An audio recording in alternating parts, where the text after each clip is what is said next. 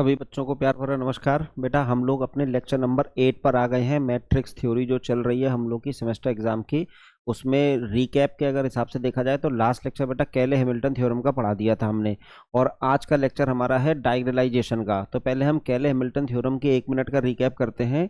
बेटा ये जो था इसमें क्या था, स्टेटमेंट कि every square matrix satisfies its own characteristic equation. It means in a characteristic equation which is a polynomial of degree n in terms of lambda, we can replace lambda with a। Directly replace कर सकते थे, उसका verification करने के लिए question आता था और कुछ उसके एप्लीकेशन समझे थे हमने। बेटा जैसे मैंने लास्ट लेक्चर पे कहा था कि जो सबसे इजीएस्ट टॉपिक था वो कैले हैमिल्टन थ्योरम था, ऐसे ही जो सबसे लेंदी टॉपिक है आपके लीनियर अलजेब्रा का, जो एग्जाम में क्वेश्चन पूछा जा सकता है, जो सबसे लेंदी होगा, टफ नहीं कह रहा हूँ, लेंदी कह रहा हूँ, वो है डायगोनलाइजेशन। अगर यहाँ से क्वेश्चन आ गया तो समझ लीजिए पूरे पेपर में सबसे बड़ा क्वेश्चन यही होने जा रहा है आपके यहाँ, अगर इन्होंने प्रॉपर तरीके से क्वेश्चन डिजाइन कर दिया तो। और अगर थोड़ा जुगाड़ लगा के डिजाइन करेंगे तो छोटा किया जा सकता है। तो पहले कन्वेंशनल अप्रोच से समझेंगे ये डायगोनलाइजेशन का मतलब क्या है। मतलब बेटा सिंपल सी मतलब है कि with the help of eigen values and eigen vectors you can convert any square matrix into its diagonal form. मतलब किसी स्क्वायर मैट्रिक्स को डायगोनल मैट्रिक्स में कन्वर्ट किया जा सकता है विद प्रॉपर सब्स्टिट्यूशन। और वो प्रॉपर सब्स्टिट्यूशन आएंगे कहाँ से? With the help of eigen vectors and eigen values. तो मतलब जो अभी हमने पहले आपको आइगन वैल्यूज आइगन वेक्टर पढ़ाया है बेटा, इस चैप्टर की भी प्री रिक्विजिट्स वही है। जैसे कैले हैमिल्टन की प्री रिक्विजिट थी कि आइगन वैल्यूज निकालना आना चाहिए, बेटा अब इसका प्री रिक्विजिट ये है कि आपको आइगन वैल्यूज के साथ साथ आइगन वेक्टर्स निकालना भी आना चाहिए। मीन्स आपने लेक्चर 5 और लेक्चर 6 अच्छे से देख लिया है तो ये चैप्टर आपको समझ में आने जा रहा है। चलो सीधे स्टार्ट करते हैं डायगोनलाइजेशन।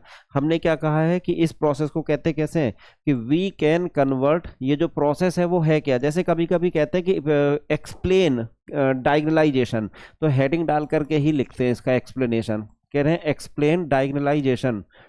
तो देखें तो क्या है ये, पहले समझने वाली भाषा में, we can convert any square matrix into its diagonal form. उसकी डायगोनल फॉर्म में कन्वर्ट किया जा सकता है into its diagonal form by using eigen values and eigen vectors. Mainly उसमें आइगन वेक्टर्स का रोल होगा, जो रिजल्ट आएगा वो आइगन वैल्यूज जैसा दिखेगा आपको। तो ये प्रोसेस है क्या आखिर? अभी तो ये देखा कि हम किसी स्क्वायर मैट्रिक्स को कन्वर्ट कर सकते हैं उसके डायगोनलाइजेशन में, and this process is called concept of diagonalization. तो चलो मान लेते हैं एक आपके पास स्क्वायर मैट्रिक्स है। देखो मान लीजिए एक स्क्वायर मैट्रिक्स है, लेटस या फिर ऐसे लिख दे आइगन वेक्टर्स एज फॉलोज। देखो प्रोसेस क्या होगी समझना अंडरस्टैंडिंग के लिए। Let us consider A is a matrix of order 3x3 मान लेते हैं, है ना, and its eigen values and eigen vectors are. मान लो इसके आइगन वैल्यूज आइगन वेक्टर्स आपको मालूम है क्योंकि हमने लेक्चर 5 और लेक्चर 6 में ये सिखा दिया था। It's eigen values and eigen vectors are λ1 λ2 λ3 and x1 x2 x3, और ये क्या है रिस्पेक्टिवली मीन्स बेटा जो λ1 की आइगन वेक्टर है वो है x1, λ2 के corresponding eigen vector is x2, and similarly the eigen vector corresponding to λ3 is x3। तो λ1 λ2 λ3 are the eigen values of your matrix and x1 x2 x3 are the eigen vectors. तो बेटा पहले इन eigen vector से एक matrix बनाते हैं, उसको देखो ये लिखते हैं कंसीडर अ मैट्रिक्स। एक मैट्रिक्स बनाएंगे with the help of eigen vectors. Consider a matrix P which is formed by x1 x2 x3। एक तो ये मैट्रिक्स कंसीडर कर लिया, और बेटा इस मैट्रिक्स का नाम रख दिया है मॉडल मैट्रिक्स। जो भी आइगन वेक्टर्स की हेल्प से आप मैट्रिक्स बना रहे हो उसको कह देते हैं मॉडल मैट्रिक्स। अच्छा, और ऐसे ही एक मैट्रिक्स कंसीडर करोगे डायगोनल मैट्रिक्स, जिसको लिखा हुआ है λ1 λ2 λ3। आप कहोगे सर ये डायगोनल में ये कैसा मैट्रिक्स है? तो एक्चुअल में ये डायगोनल के फॉर्म में है। चाहो तो इसे λ1 λ2 में मत लिखो, ऐसे मत लिखो। देखो इसका सही तरीका लिखने का ये है कि इसको डायगोनल में लिखना है तो λ1 0 0 0 λ2 0 और 0 0 λ3 आइगन वैल्यू से मिलके जो मैट्रिक्स बना डायगोनल के फॉर्म में उसे D से रिप्रेजेंट करा है, और बेटा with the help of eigen vectors जो मैट्रिक्स बना है उसको P से रिप्रेजेंट करा है। इसका नाम जैसे मॉडल मैट्रिक्स रखा है वैसे ही बेटा इसका नाम होता है स्पेक्ट्रल मैट्रिक्स। ठीक है, फिलहाल अभी नाम में कुछ नहीं रखा। अगर मैं कह दूं मॉडल मैट्रिक्स क्या है तो कह देना matrix which is formed by eigen vectors of any given matrix is called model matrix. और कह दूंगा कि स्पेक्ट्रल मैट्रिक्स क्या है तो बेटा उसी मैट्रिक्स की जो आइगन वैल्यूज होती हैं उसकी हेल्प से अगर आप एक डायगोनल मैट्रिक्स बनाओ तो उसको हम लोग स्पेक्ट्रल मैट्रिक्स का नाम देंगे, जिससे आगे की पी और डी ना बोल के मॉडल या स्पेक्ट्रल बोल दें, तो एक नॉमेनक्लेचर हो गया, अच्छी बात रह गई। अब बेटा एक जनरल कंसीडर करते हैं। देन हम ये देखते हैं कि a इंटू पी की वैल्यू आ क्या रही है। a इंटू पी, ए तो कोई मैट्रिक्स है 3x3 का, इसलिए मैंने 3 वेक्टर्स ले रखे हैं। तो बेटा a इंटू पी में आप a इंटू ऐसा सिंबॉलिक फॉर्म में ऐसा लिख सकते हो, देखना जरा सिंबॉलिक फॉर्म में a into x1 x2 x3। बेटा अगर यहीं से आगे बढ़ाएं तो इसको आपने एक काम करो, इसके नीचे लिखेंगे, इसको लिख दिया a x1, फिर लिख दिया है a x2 और लिख दिया है ax3। ठीक है, लेकिन आपने कहा है कि ये x1 x2 x3 eigen vectors हैं, λ1 λ2 λ3 आइगन वैल्यूज हैं। तो बेटा आइगन वैल्यू आइगन वेक्टर में तो ax इक्वल टू λx होता है, मतलब a इंटू एक्स मैट्रिक्स को कॉलम मैट्रिक्स से मल्टीप्लाई करोगे तो वो λ टाइम्स x हो जाता है, तभी तो उसे आइगन वैल्यू आइगन वेक्टर कहते हैं। तो बेटा इसकी जगह आप चाहो तो λ1 x1 लिख सकते थे। Similarly in place of ax2 you can write λ2 x2, और इस जगह लिख सकते हैं आप λ3 x3। किसी को इसमें प्रॉब्लम बताइए, ऐसा लिख सकते हैं ना, सिंबॉलिक फॉर्म में है ये x1 x2 x3 मैट्रिक्स है। अच्छा देखो अब फिर से हम चेक करेंगे, ये जो आपने x1 x2 x3 लिख दिया है ये आखिर आ क्या गया। तो इसके हिसाब से अगर देखें तो बेटा मैं इसको यहाँ पे कुछ ऐसा कुछ लिखने जा रहा हूँ, बताइएगा ये बात सही लिखी है कि नहीं। मैंने लिख दिया यहाँ, वेट, हाँ जी, यहाँ पे लिख दिया इसको x1 x2 और x3, और ये जो मैट्रिक्स है ये बेटा हमने डायगोनल के फॉर्म में वापस ऐसे डाल दिया। अब बताओ क्या ये प्रोडक्ट करने पर यही चीज आपको मिल जाएगी ऊपर वाली चीज। देखो दिस इंटू दिस करोगे तो बेटा λ1 x1 देखो आ गया λ1 x1, फिर दिस इंटू दिस करोगे तो ये λ2 x2 देखो ये रहा λ2 x2, फिर दिस इंटू दिस करोगे तो λ3 x3 देखो ये रहा λ3 x3। मतलब सिंबॉलिक फॉर्म में ऐसा लिखा जा सकता था, कोई प्रॉब्लम तो है नहीं इसमें। ठीक है, अब इससे फायदा क्या हो रहा है, इससे एडवांटेज ये है कि ये जो आपने a इंटू पी की वैल्यू कैलकुलेट कर रहे हैं बेटा, a इंटू पी की वैल्यू ये है ना a इंटू पी, ये क्या है मॉडल मैट्रिक्स है सर, ये तो p है, और ये कौन सा मैट्रिक्स निकला d निकला, तो ap की वैल्यू pd के इक्वल आ गई, आ रही है ना एपी की वैल्यू पीडी के इक्वल। अच्छा दोनों तरफ पी इनवर्स से प्री मल्टीप्लाई कर देते हैं, तो यहां से अगर मैं लिख दूं पी इनवर्स एपी तो इधर क्या हो जाएगा पी इनवर्स, और ये आप कह सकते हो पीडी। तो बेटा यहाँ पे दैट इज, फिर से देखते हैं पी इनवर्स एपी की वैल्यू, यहाँ देखो पी इनवर्स इंटू पी तो आइडेंटिटी मैट्रिक्स है, और आइडेंटिटी मैट्रिक्स से मल्टीप्लाई करने पे फर्क नहीं पड़ता। बेटा जो लोग हमारे साथ लगातार स्टार्टिंग से जुड़े हैं वो जान रहे होंगे कि आइडेंटिटी मैट्रिक्स आएगा और मल्टीप्लाई करोगे तो कोई प्रॉब्लम आएगी नहीं, तो इसको डी लिखा जा सकता है। तो देखो इसी फॉर्मूले से हम डायगोनलाइजेशन कर लिया करेंगे, और ये फॉर्मूला बाकायदा हमने आपको प्रूफ करके दिखाया।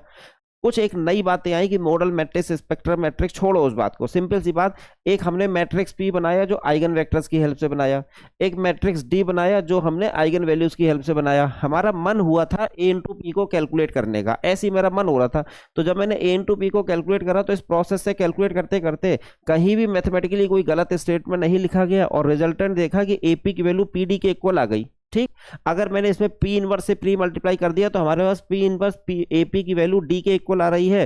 तो बेटा यहाँ पे देखो ए का डायगोनलाइजेशन हो गया, इसी को कहते हैं ए को डायगोनल फॉर्म में कन्वर्ट करना है, तो देखो इस तरह से कन्वर्ट हो रहा है।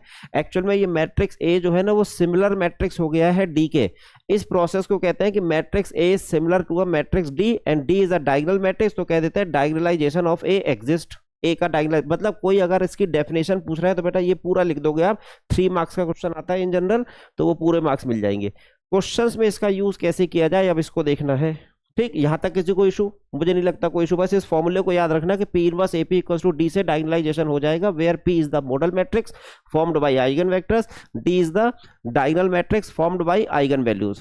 ठीक है, मतलब क्या हुआ कि अगर आपको मैंने आइगन वैल्यूज और आइगन वेक्टर्स दे दिया तो बेटा इस फॉर्मूले की हेल्प से आप उसको डायगोनलाइज कर सकते हो, और ऐसा कब होगा, स्क्वायर मैट्रिक्स के लिए होगा, केवल और केवल स्क्वायर। क्यों, क्योंकि concept of eigen value eigen vectors also exist only for square matrix. ठीक है, चलो क्वेश्चन में देखेंगे इसका यूज। अब ये रहा जैसे क्वेश्चन सिंपल आया है, डायगोनलाइज द मैट्रिक्स दिस, तो फॉर्मूला तो वहीं जाएगा पी इनवर्स एपी, उसके लिए बेटा पी और ए निकालना पड़ेगा आपको, पी और डी। तो इसके लिए इसका मतलब पहले इसकी आइगन वैल्यूज आइगन वेक्टर्स निकालनी होगी। अगर आप याद करें तो ये कौन सा क्वेश्चन है हम बता दें, जो बेटा लास्ट लेक्चर में मैंने होमवर्क दिया था, ये होमवर्क वाला क्वेश्चन है। तो हम इसके आइगन वैल्यूज, आइगन वेक्टर वो सब निकाल लेते हैं पहले। उसके लिए बेटा आपको कैरेक्टरिस्टिक इक्वेशन बनानी पड़ेगी। तो देखो, characteristic equation of A is determinant of A minus lambda I equal to 0। याद आ गया। डायगनल में चेंजेस आने जा रहे हैं तो लिख देते हैं 1 माइनस लेमडा। बेटा मैं चाहूं तो ये कैरेक्टरिस्टिक इक्वेशन आपकी शॉर्टकट से भी बना सकता हूं, लेकिन हम आपके सेमेस्टर एग्जाम के लिए पढ़ा रहे हैं इसलिए शॉर्टकट से नहीं बना रहे, पूरा प्रोसेस लिख के दिखा रहे हैं, क्योंकि एग्जाम में शॉर्टकट नहीं चलेंगे, कंपटीशन में शॉर्टकट चलते हैं। जब आप इसे सॉल्व करोगे तो ये आ जाएगा lambda square minus lambda plus this equal to 0, और ये आएगा लगभग ये 5 आ जाएगा। और बेटा ये आ जाएगा 5 टू जा 10 है और 4 है, और 4 में से 10 गया तो ये -6 आ जाएगा। ये है, जब आप इसे सॉल्व करोगे तो यही आता हुआ नजर आएगा। ये कंफर्म है, ये कंफर्म है कि यही नजर आएगा जो सामने दिख रहा है। बेटा अब इसके हमें ना वो करने होंगे, फैक्टर करने होंगे। तो लेमडा स्क्वायर -3 लेमडा -2 लेमडा और ये -6, तो दोनों जगह -6 आ गया, तो ये हमें नहीं लगता कि इससे कोई फैक्टर इसका होने जा रहा है। 3 और 2 तो 5 हो गया, बात तो सही है, 3 2 6 भी होता है, लेकिन ये माइनस लिखा हुआ है तो यहाँ पे माइनस माइनस कॉमन आके ऐसा हो नहीं पाएगा। तो हटाओ, इसके कोई दूसरे फैक्टर देखें। 6 के हिसाब से करें, lambda square -6 lambda plus lambda, अब ये ठीक है, और -6 इक्वल टू 0। बेटा इन दोनों में से कॉमन कर रहे हैं तो आ गया लेमडा -6 और +1 कॉमन आ गया, लेमडा -6 इक्वल टू 0। तो लेमडा -6 और लेमडा +1 इक्वल टू 0। यहाँ से आइगन वैल्यूज आपको 6 और -1 निकल आई। बेटा 6 और -1 पिछले वाले क्वेश्चन लेक्चर का होमवर्क क्वेश्चन यही था। अभी इसके आइगन वेक्टर्स भी निकालेंगे। फिलहाल eigen values of your matrix ये रही सामने, ठीक हो गया। अच्छा -6, हाँ ये सब कुछ ठीक है। आइगन वैल्यूज आपकी ये सामने आ गई हैं। अब बेटा इसके आइगन वेक्टर्स निकालने होंगे, क्योंकि तभी तो हम मॉडल मैट्रिक्स निकाल पाएंगे। तो जरा आइगन वेक्टर्स निकालते हैं भाई। आइगन वेक्टर्स फॉर, थोड़ा लेंदी होगा क्वेश्चन, ये कोई दिक्कत नहीं है, होने दो, पहले समझ तो लो। Eigen vectors for lambda equal to 6। कुछ बच्चे कमेंट बॉक्स में मैसेज डाल रहे थे कि सर होमवर्क का क्वेश्चन का सलूशन कहाँ से देखें, तो वैसे तो वो आपको खुद करना चाहिए, लेकिन नहीं देख पा रहे हो तो मैं यहाँ करा दे रहा हूँ, अगले लेक्चर में उसकी प्रैक्टिस हो जा रही है। तो लेमडा इक्वल टू 6 के लिए बेटा आपको ऐसा कंसिडर करने को कहा गया था, X equal to lambda X. जब ये लेफ्ट हैंड साइड में आता था तो इसको लिख देते थे, बेटा यहाँ देखो ढंग से लिखते हैं, हटाओ थोड़ा छोटा छोटा लिखेंगे, हाँ जी। Consider A X equals to lambda X implies that, इस साइड ले जाते थे तो आ जाता था A minus lambda I X equals to null matrix, और हमें लेमडा की जगह 6 पे निकालना है, तो ए -6 आई और X equals to null matrix. तो बेटा ए -6 मतलब यहाँ डायगनल में चेंजेस आने जा रहे हैं, तो डायगनल में चेंजेस देखते हैं सीधे। 1 -6, तो 1 -6 -5, ये है -2, इट इज -4, और बेटा 4 -6 इट इज -2, और x equals to null matrix. यहां से आपको इसको इक्लॉन फॉर्म में बदलना होगा। तो बेटर तो ये है कि यहाँ पे ऑपरेशन डायरेक्टली हमें नजर आ रहा है। देखो क्या करेंगे, R2 tending to R2 minus R1, इसकी हेल्प से इसके नीचे वाले को 0 कर दो, तो ऐसे ही कन्वर्ट हो जाएगा बिना कुछ करे। तो ये -5 -2 0 0, अब ये इक्लॉन फॉर्म आ गया। तो आइगन वेक्टर निकालने के लिए याद कीजिए, इसको 0 0 लिख देते थे, और ये कैपिटल X जो है मान लो वो x1 और x2 है। यही प्रोसेस मैंने सिखाया था आइगन वेक्टर में, तभी आप सिखाया था बेटा लेक्चर 5 और लेक्चर 6 दोनों आपको देखना चाहिए था। देखो लेक्चर 5 से आइगन वैल्यूज निकालना सीख गए, और लेक्चर 6 से भी आइगन वेक्टर्स निकाल रहे हैं। और फिर इस लेक्चर में हम लोग ये जो लेक्चर नंबर 8 है, इसमें बेटा उसके बाद हम डायगोनलाइजेशन भी कर लेंगे, जो कि क्वेश्चन में कहा गया है। सबसे बड़ा क्वेश्चन जो होगा एग्जाम में वो यही होगा आपका।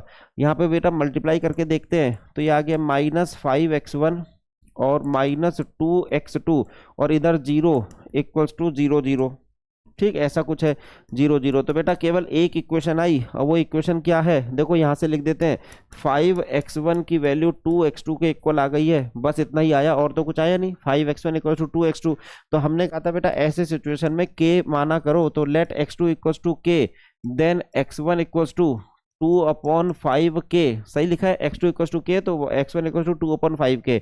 सो आइगन वेक्टर जो x है वो है x1 x2, और बेटा x1 की वैल्यू आपने लिखी है 2/5k, 2k/5, और यहाँ k लिखा हुआ है।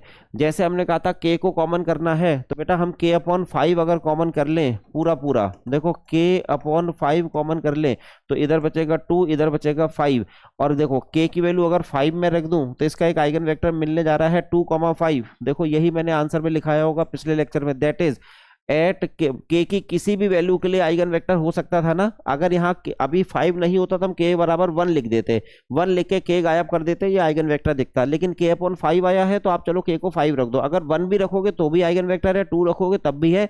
सिंप्लिसिटी के लिए मैंने के की वैल्यू 5 रख दी, बिकॉज के depends on our choice, because के इज एन आर्बिट्ररी कांस्टेंट।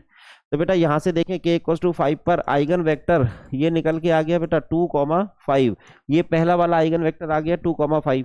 अब इसी बेसिस पे बेटा आपको दूसरा आइगन वेक्टर देखना है, तो दूसरा आइगन वेक्टर अगर देखा जाए तो क्या होगा, अच्छा +5 या -5 जैसा तो कुछ नहीं है, एक सेकेंड है, ये इधर जा करके बेटा ये माइनस होना चाहिए था, माइनस, देखो ये माइनस होना चाहिए था क्योंकि ये सेम है ना। तो 5x1 की वैल्यू 2x2 होगी, हाँ जी माइनस होना चाहिए था, तो यहाँ माइनस हो जाएगा, तो बेटा यहाँ पर माइनस हो जाएगा। और ऐसा करो यहाँ से माइनस के अपॉन 5 अगर कॉमन कर लेते हैं तो 2,-5, के को मैं -5 रख देता हूँ, तो ये 2,-5 ये है आइगन वेक्टर। चलो जो सिली मिस्टेक हो रही थी वो भी सही हो गया, वो जो -5 लिखा था इसको सही से लिख देते हैं, दैट इज के बराबर -5। अगर के को -5 रख देंगे तो x की वैल्यू ये निकल के आ रही है आपके सामने 2,-5, तो लेमडा इक्वल्स टू 6 का आइगन वेक्टर सामने दिख रहा है। अभी बेटा ऐसे ही आपको लेमडा इक्वल्स टू -1 का आइगन वेक्टर भी निकालना होगा, तो लिखते हैं eigen vector for lambda equals to -1। इसके लिए भी वही चीज, consider ax equals to lambda x। तो बेटा आप लिख सकते हो a minus lambda I X equals to null matrix. अब लेमडा की जगह -1 रख दोगे तो ये हो जाएगा a plus I X equals to null matrix. Changes कहाँ आते हैं सर, डायगोनल में चेंजेस आते हैं। लो आपकी बार पूरा ही लिख देते हैं, 1 4 लिखा है ना ये, तो 1 + 1 और ये है 4 + 1, देखो डायगोनल में चेंजेस आ गए। बाकी क्या लिखा हुआ है, -2 -5, तो ये है -2 -5, ऐसा कुछ आ गया, x equals to null matrix. बेटा इसको इक्लॉन फॉर्म में बदलने के लिए थोड़ा सा पहले इसको रीअरेंज करते हैं, यहाँ नहीं कर रहे, चलो यहाँ पे कर रहे हैं, 2 -2 और -5 और 5 ऐसा ही तो कुछ है, और x equals to null matrix. Operation बता सकते हो, मुझे तो आसानी से ऑपरेशन नजर आ रहा है।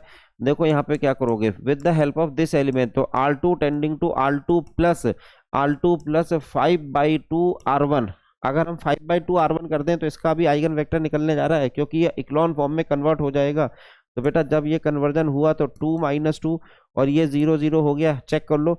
5/2 करेंगे तो +5 -5 0, यहाँ 5/2 करोगे -5 + 5 0, देखो हो गया 0। अब इक्लॉन फॉर्म है तो यहाँ पे एलिमेंट्स भी लिख देते हैं इसके, तो मान लो इसके एलिमेंट्स भी x1 x2 है, ये 0 0 है। जब मैं कंपेरिजन करूंगा तो कंपेरिजन करके आ जाएगा 2x1 -2x2 और नीचे हो जाएगा 0, इन दोनों को मल्टीप्लाई करके, और इधर है आपका 0 0। इतने तक सही। बेटा यहां से जब मैं कंपैरिजन कर रहा हूं तो ये 2x1 बराबर 2x2 है, मतलब x1 इक्वल्स टू x2 आ गया, बस और तो कुछ आया नहीं, एक रिलेशनशिप आ गई। थोड़ा जल्दी मैं लिख रहा हूं क्योंकि मैंने पिछले लेक्चर में ये सब सिखा दिया है आपको, बस उसका होमवर्क क्वेश्चन तो जो मैं यहाँ कर रहा हूँ, क्योंकि अभी तो डायगोनलाइजेशन शुरू ही नहीं हुआ।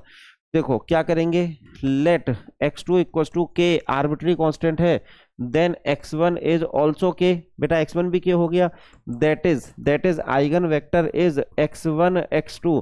और बेटा इसको आप लिख सकते हैं k और k को बाहर ले लेते हैं 1 1, तो बेटा आप k की वैल्यू 1 के लिए आइगन वेक्टर आ गया, that is x equals to 1 1। ठीक हो गया, आपने दोनों आइगन वेक्टर निकाल लिए। तो लिखते हैं, so for matrix A equals to, matrix A आपके पास था क्या, चलो चेक करें, 1 -2 5 4, 1 -2 -5 4, ऐसे है ना, 1 -2 -5 4। बेटा इसकी जो आइगन वैल्यूज आई हैं, एक तो आई थी 6 और एक आई थी -1, ठीक है। और ये जो -1 निकाली आपने, -1 के लिए जो आइगन वेक्टर आ गया वो आ गया 1 1। और बेटा ऐसे ही इसका जो आइगन वेक्टर थोड़ी देर पहले लिखा था, देखो 2, -5 है, 2, -5, मान लो इसके नाम रख देते हैं 1 2 और 1 2। देखो 2 आइगन वैल्यूज और 2 आइगन वेक्टर्स। फिलहाल इतना तो आपको मतलब बेफालतू में इतना काम करना पड़ा, क्यों, क्योंकि डायगोनलाइजेशन का कॉन्सेप्ट अब शुरू होगा। पर इतना बड़ा क्वेश्चन अभी हुआ कहाँ, अभी तो शुरू हुआ है क्वेश्चन, अब होगा खत्म। 2x2 का आएगा बेटा तभी कर पाओगे एग्जाम में, 3x3 का इतना लेंदी हो जाता है कि 15 मिनट लग जाते हैं कम से कम, तो टाइम रहे तो करिएगा, नहीं तो मैं एक शॉर्टकट सिखा दूंगा क्वेश्चन को पूछने का। खैर, तो ये आइगन वैल्यू आइगन वेक्टर तो आ गए। अब बेटा इससे जरा मॉडल मैट्रिक्स बना सकते हैं हम लोग, मॉडल मैट्रिक्स। तो मॉडल मैट्रिक्स जिसे P कहते थे, कह रहे हैं आइगन वेक्टर्स से मिलके बनता था x1 x2। तो बेटा x1 x2 के हिसाब से अगर देखा जाए तो ये 2 है, -5 है, 1 1 है, इतना सही है। अच्छा, और स्पेक्ट्रल मैट्रिक्स क्या है, स्पेक्ट्रल मैट्रिक्स, तो स्पेक्ट्रल मैट्रिक्स है इसका डी, और डी क्या था, लेमडा वन लेमडा टू लिखना था। तो बेटा चाहो तो ऐसे लिख लो, लेमडा वन 0 0 लेमडा टू, तो मतलब ये उसी ऑर्डर में लिखेंगे 6 और -1, 6 0 0 -1। बेटा ये देखो मॉडल मैट्रिक्स और स्पेक्ट्रल मैट्रिक्स भी आ गया। डायगोनलाइजेशन के कॉन्सेप्ट में आपको ना पी इनवर्स भी चाहिए, तो आप में से बहुत से बच्चों को पी इनवर्स का शॉर्टकट आता होगा ना, adjoint of P upon determinant of P. बेटा उस तरीके से लिख लो, या कोई और शॉर्टकट आपको मालूम है तो वैसे कर लो। तो adjoint of P upon determinant of P से पी इनवर्स की जरूरत पड़ेगी बेटा आपको यहाँ पे। तो जब आप पी इनवर्स निकाल लोगे तो मैं बता देता हूँ वो पी इनवर्स आने कितने जा रहा है, 2 और 5 7, तो 1/7 ऐसा कुछ आने जा रहा है क्या, ये 2 -5, 2 और 5 7, चलो ठीक है मान लेते हैं। तो 1 2 और ये है -5 और 1, बेटा ये है आपका पी इनवर्स। तो पी सामने आ गया, पी इनवर्स सामने आ गया। हमें शॉर्टकट मालूम है इसलिए हमने लिख दिया, आपको नहीं मालूम है तो आप adjoint of P upon determinant of P से निकालिएगा, 11वीं क्लास में पढ़ते थे। सब कुछ हो गया। सो तो by concept of diagonalization, by concept of diagonalization किसकी वैल्यू लिखोगे आप, पी इनवर्स ए पी की वैल्यू। देखो P inverse A into P, तो बेटा P इनवर्स तो मैंने अभी अभी बताया आपको 1/7 इसलिए लिखा था क्योंकि हमें यहाँ जरूरत पड़नी थी, 5 और -1 और 2, ये तो P इनवर्स है। व्हाट इज A, बेटा A आपका ये दिया हुआ है क्वेश्चन में कहीं, ये रहा सामने, 1 -5 -2 और 4, 1 -5 -2 और 4, चलो ठीक है यहाँ तक भी। और P इनवर्स A P, और P कहाँ है, P कहाँ है, P कहाँ, यही तो है P, 2 2 -5 और 1 1। बेटा इन तीनों को आपको ना मल्टीप्लाई करना होगा भाई, ऐसे करके मल्टीप्लाई तीनों को, थोड़ा टाइम लगेगा इसके मल्टीप्लिकेशन में भी, फिर 7 से डिवाइड करेंगे। जब फाइनली आप देखोगे तो इसका आंसर आपको ऐसा आता हुआ दिखेगा, 6 और -1 था ना, 6 0 0 -1, क्योंकि हमें मालूम था पी इनवर्स एपी की वैल्यू कितनी आती है, कैपिटल डी आती है।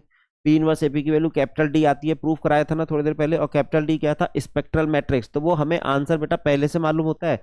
इस प्रोसेस में ये जो डायगोनलाइजेशन की प्रोसेस हुई है, इस प्रोसेस में आंसर हमें पहले से मालूम है, ये स्पेक्ट्रल मैट्रिक्स आएगा, इन तीनों का प्रोडक्ट डी के इक्वल आएगा, ये हमने अभी थ्योरम में प्रूफ करा था। तो इस तरीके से जब पूरा क्वेश्चन कर लोगे तो कहा जाएगा कि हमने डायगोनलाइजेशन कर दिया, मतलब किसी मैट्रिक्स को, किसी स्क्वायर मैट्रिक्स को जो ए नाम का मैट्रिक्स था उसका बेटा डायगोनल फॉर्म बोला, जो कि आइगन वैल्यूज से मिलके बनता है। अगर कभी ऑब्जेक्टिव क्वेश्चन आ जाए कि इस मैट्रिक्स का डायगोनल फॉर्म बताइए, तो बस आइगन वैल्यूज निकाल के आंसर लिख दो, फिर कुछ नहीं करना, ना आइगन वेक्टर्स, ना कुछ और, ना मॉडल मैट्रिक्स, ना पी इनवर्स। क्यों? क्योंकि मालूम है आंसर वही आएगा।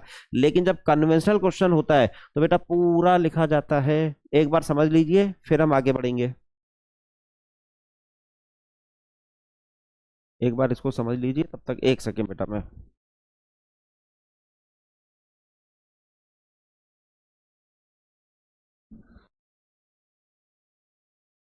हाँ अभी देखते हैं वापस। तो बेटा ये प्रोसेस आपको क्लियर हो गई। एक 3x3 का भी क्वेश्चन करने की कोशिश करते हैं। आप समझ तो गए हैं कि टाइम बहुत लगने जा रहा है। देखो ये है पूरा क्वेश्चन, कहते हैं डायगोनलाइज करो, तो सबसे पहले आप कैरेक्टरिस्टिक इक्वेशन की हेल्प से आइगन वैल्यूज निकालोगे, फिर बेटा आइगन वेक्टर्स निकालोगे डिफरेंट डिफरेंट आइगन वैल्यूज के लिए, जिसका प्रोसेस ये था इक्लोन फॉर्म वाला कॉन्सेप्ट। और जब आइगन वैल्यूज आ जाएंगे तो फिर उसके बाद बेटा यहाँ पे आपको पहले मॉडल मैट्रिक्स बनाना है, उसका इनवर्स निकालना है, फिर स्पेक्ट्रल मैट्रिक्स बना के रख लेना है, क्योंकि यही आपका फाइनल आंसर होगा। और डायगोनलाइजेशन के इस फॉर्मूले में वैल्यू रखो, मल्टीप्लाई करो, आपको मालूम है कि आंसर वही आना है, हल्का फुल्का मल्टीप्लाई करके दिखाना, वही आंसर।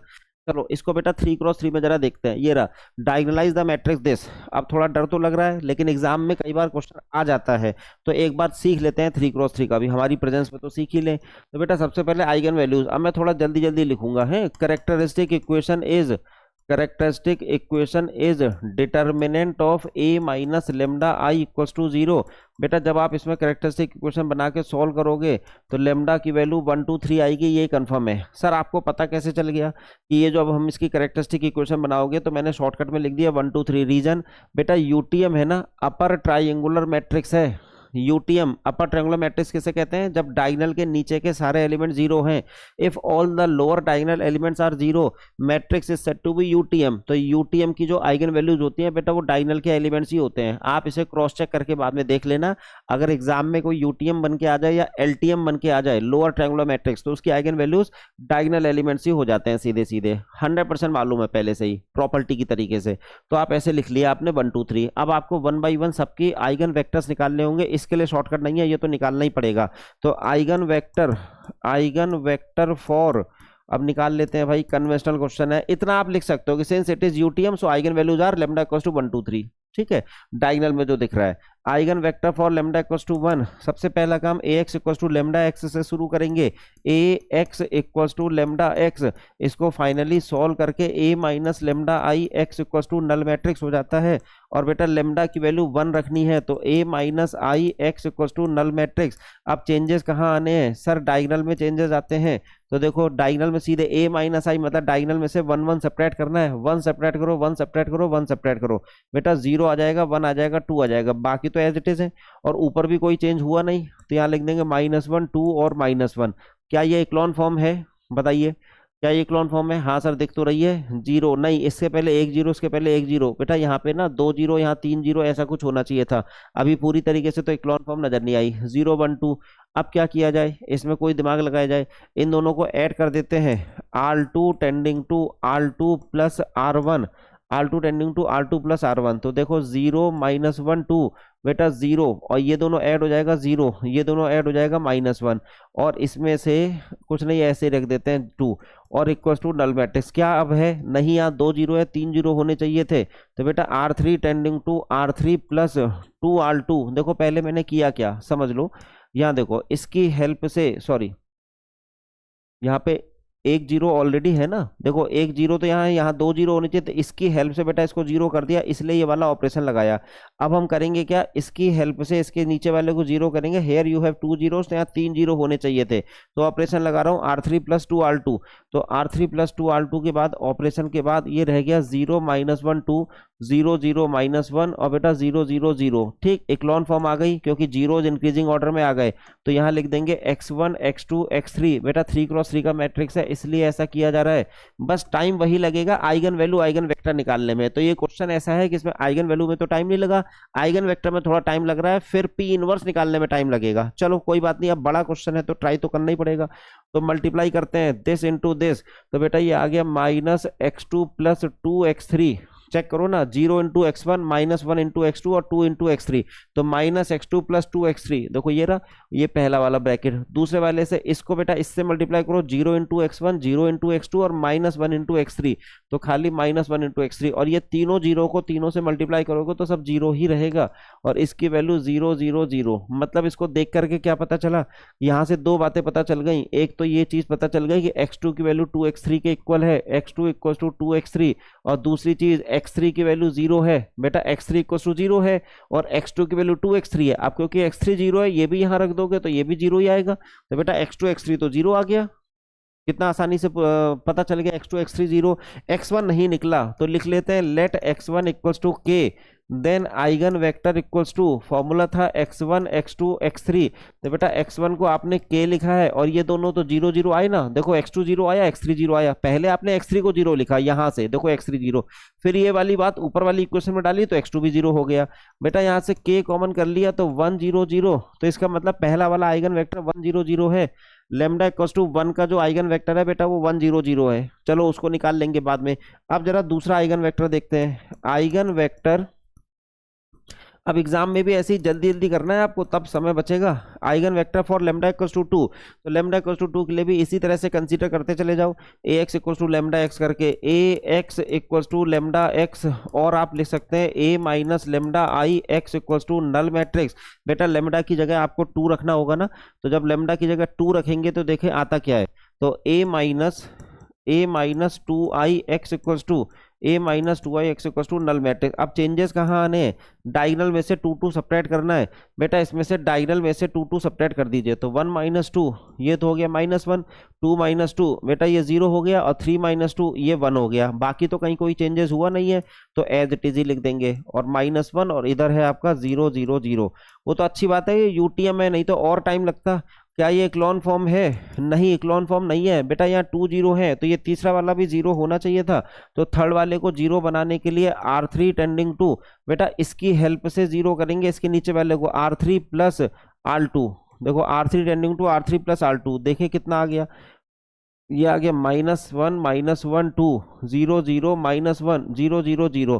बेटा इक्लॉन फॉर्म आ गई, तो यहाँ पे आप इसको ओपन कर देते हैं x1 x2 x3, और इधर से क्या होने जा रहा है 0 0 0। हमें मालूम है हमारे इन सब वीडियोस की कीमत आपको पता चलेगी एग्जाम से 10 दिन पहले, एक हफ्ते पहले, जब मेहनत लगती है ना, लगता है अब तो फेल होने वाले हैं, पापा मम्मी की पिटाई लगेगी, क्योंकि हमने हॉस्टल में किया क्या, केवल टाइम बर्बाद करा कॉलेज के अंदर, तो अब कैसे पास हो जाए कि चलो पुनीत शर्मा सर के वीडियोस पड़े हैं फटाफट देख लो, यही होगा हमें मालूम है।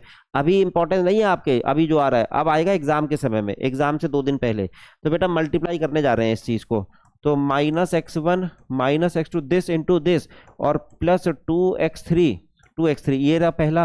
और बेटा दिस इंटू दिस करोगे तो -x3। अब ये मल्टीप्लीकेशन के रूल भी अगर नहीं आते आपको तो बेटा फिर पास नहीं हो पाओगे, फिर वीडियो भी ना देखो। 0 0 0, फिर तो इससे अच्छा है कि पापा की मार ही खा लो। हाँ, डिप्रेस होने से अच्छा है एक बार पिटेंगे कम से कम सुबह उठ के तो ठीक लगेगा। डिप्रेशन में तो ये होता है कि रोज इंसान परेशान रहता है, पिटाई होने से मतलब डिप्रेशन में जाने से अच्छा है पिटाई हो जाए, क्योंकि अब जिसको ये मल्टीप्लाई करना भी नहीं आता वो तो समझ लो उसको फेल होना ही होना है, बैक लगनी है। अब इसको करते हैं ये, तो -x1 -x2 और +2x3 कंपेयर होके 0 आ गया। अब बेटा दूसरा x3 भी तो 0 है, एंड x3 = 0। देखो x3 की वैल्यू 0 है, तो बेटा x3 की वैल्यू जब मैं 0 यहां रखूंगा तो ये दोनों आपस में इक्वल आ जाएंगे, that is x1 = -x2। x1 की वैल्यू -x2 आ गई, दोनों सेम साइन है, और x3 की वैल्यू क्या निकल के आ रही है 0। तो इसका मतलब हम आइगन वेक्टर अब इसकी हेल्प से निकाल सकते हैं। चलो अगले पन्ने पे लिखते हैं, दैट इज लेट कर लेते हैं भाई। देखो x1 x2 तो निकला नहीं, तो हमने x2 को k मान लिया, late x2 = k, then x1 = -k, और बेटा x3 तो 0 है, सो आइगन वेक्टर इसके लिए जो आप ऐसे लिखा करते हो x1 x2 x3, तो चलो x1 की जगह -k, x2 की जगह k, और ये क्या है 0, बेटा k कॉमन आ गया तो -1 1 0। एक काम करें, केक में भी -k कॉमन कर लेते हैं, वो ज़्यादा अच्छा रहेगा, स्टार्टिंग 1 से होगी तो ज़्यादा अच्छा रहेगा। तो -k को कॉमन कर लिया तो 1 -1 और 0, तो आइगन वेक्टर 1 -1 0 है, k को -1 रख दो, जो सबसे इजी फॉर्म हो सकती है वो वाला ले लिया जाता है, और आंसर पे कोई फर्क भी नहीं पड़ता। तो दूसरा आइगन वेक्टर बेटा आपको मिल गया 1 -1 0। अच्छा क्या एक और बचा है क्या? हाँ सर एक और बचा है अभी, क्यों? क्योंकि अभी 3 के लिए कहाँ निकाला, 2 के लिए निकाल लिया, अब 3 के लिए निकालना है। तो eigen vector for lambda = 3, eigen vector for, सारा टेंशन तो इसी में हो गया आइगन वेक्टर निकालने में ही। चलो जी कंसीडर करें, consider ax = λx, ax = λx, और we can say that a - λI x = null matrix, और we can say that a - 3I x = null matrix. तो बेटा चेंजेस कहाँ आएंगे सर? डायगोनल में से आप 3 माइनस करिएगा। हाँ, ए का जो मैट्रिक्स दिया उसमें डायगोनल में से 3 माइनस करना है। तो चलो कलर भी चेंज करेंगे अब की बार, डायगोनल में से 3 माइनस करना है। तो सबसे पहले तो है क्या, ये 1 2 3 है ना डायगोनल में, तो 1 माइनस, बेटा 1 - 3 -2, 2 - 3 -1, 3 - 3 0, और नीचे वाले 0 0 0 है हमें मालूम है। ऊपर वाले एलिमेंट देख लेते हैं बस, -1 और ये 2 है, ये -1 है, ये -1 है, ये 2 है, ये x है, ये नल मैट्रिक्स है। अब क्या करें, क्या ये इक्लॉन फॉर्म है? हाँ सर लग तो रही है इक्लॉन फॉर्म, 1 0 फिर तीनों 0, ये तो ऑलरेडी इक्लॉन फॉर्म में ही है। तो बेटा सीधे सीधे इसको लिख ही देते हैं फिर, जब ये इक्लॉन फॉर्म में ऑलरेडी आ ही गया तो हम इसे x और 0 करके क्यों लिखे, हम ऐसे ही लिख देंगे यहीं पर। जब इक्लॉन फॉर्म होती है तो आगे ऑपरेशन लगाने की जरूरत नहीं होती, क्योंकि टारगेट तो यही था ना, x1 x2 x3, ये हमने x की जगह लिखा है। मल्टीप्लाई करेंगे तो मल्टीप्लाई करके आ रहा है -2x1 -x2 और +2x3, ठीक। और इधर से देखते हैं -x2 -x3, और बेटा तीसरा वाला तो 0 ही है, दिस इंटू दिस करोगे, और इधर से 0 0 0। चलो जी दोनों इक्वेशन को सॉल्व करते हैं, दैट इज कंपैरिजन करके देखें। फर्स्ट इक्वेशन से आ रहा है -2x1 -x2 -2x1 और +2x3 +2x3 = 0, और साथ में इधर से क्या आया है दूसरे वाले से, बेटा x2 -x3 = 0, तो x2 -x3 = 0। तो यहाँ हम कह सकते हैं नहीं, दोनों माइनस है, हम कह सकते हैं कि x2 की वैल्यू -x3 है। बेटा x2 की वैल्यू -x3 है, इतना तो सही है। अच्छा x2 की वैल्यू -x3 यहाँ रख देते हैं, तो -2x1, और यहाँ माइनस माइनस का प्लस हो गया, +x3 +2x3 = 0, और यहाँ से भी देख लेते हैं x1 की वैल्यू 2 और 3 5, नहीं 2 और 1 3 होता है, तो बेटा 3 उधर जाके माइनस माइनस प्लस हो जाएगा 3/2, और x3, x1 की वैल्यू भी देखो ऐसे आ गई 3/2 x3। चेक कर लेना यहाँ पे बेटा, x3 और x3 3 हो गया ना, 3x3 उधर गया और 2 डिवाइड हो गया, और ये x2 इक्वल्स टू x3 दिख रहा है, x2 equals to minus x3। अब क्या करें, लेट कर लेते हैं, let x3 equals to k, then x2 equals to, यहीं से देखो देखने से पता चल रहा है माइनस के, एंड व्हाट इज x1, यहाँ पे देखो 3/2 टाइम्स k, इतना कुछ आ गया।